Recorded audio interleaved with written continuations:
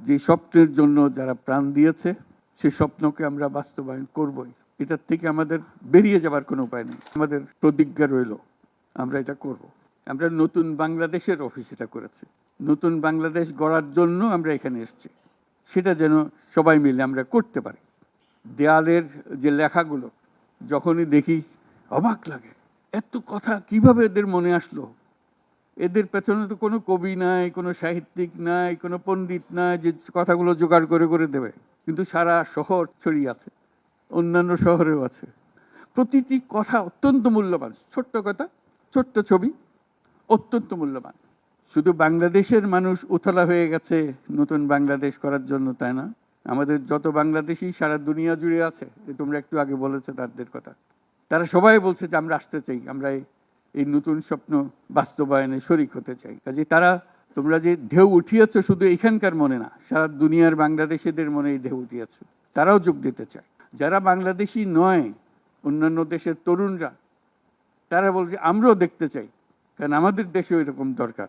কাজে এটা কোনো সীমাবদ্ধ নয় যে বাংলাদেশের মনের মধ্যে তোমরা প্রচন্ড ঢেউ জাগিয়ে দিয়েছো, প্রচন্ড স্বপ্ন জাগিয়ে দিয়েছো।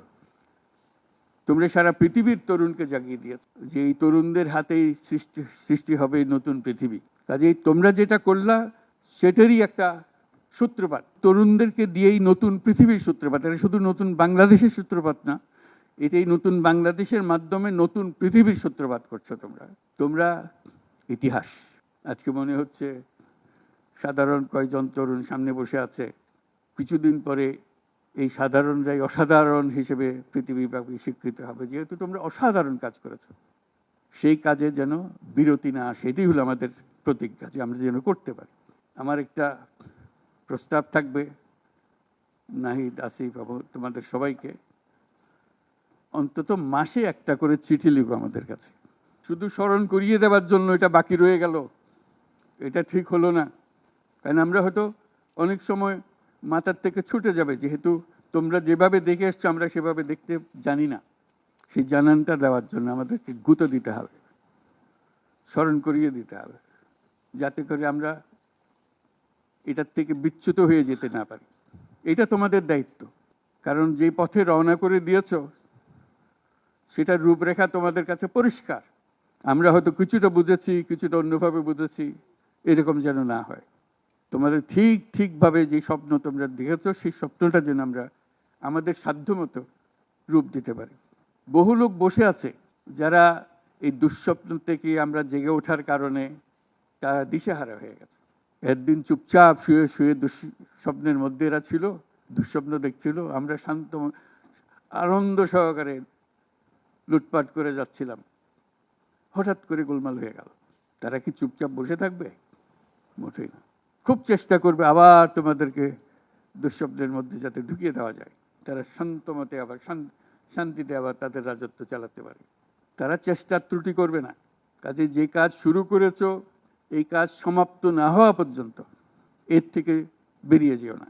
বাংলাদেশের জন্ম থেকে আজ পর্যন্ত এই সুযোগ আর আসে নাই, যে সুযোগ তোমরা আমাদের হাতে তুলে দেবে।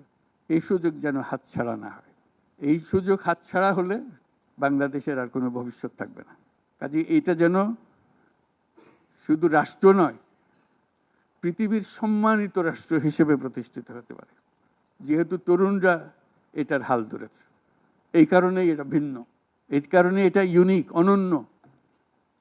এই অনন্য একটা দেশ আমরা তৈরি করতে চাই।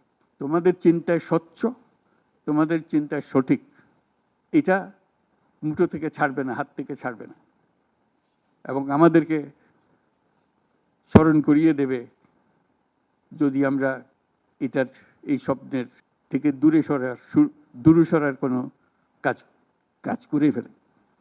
আমাদের কারো কোনো ইচ্ছা নাই এই স্বপ্ন বাইরে যাওয়ার, এই স্বপ্ন বাস্তবায়ন করাই আমাদের সার্ব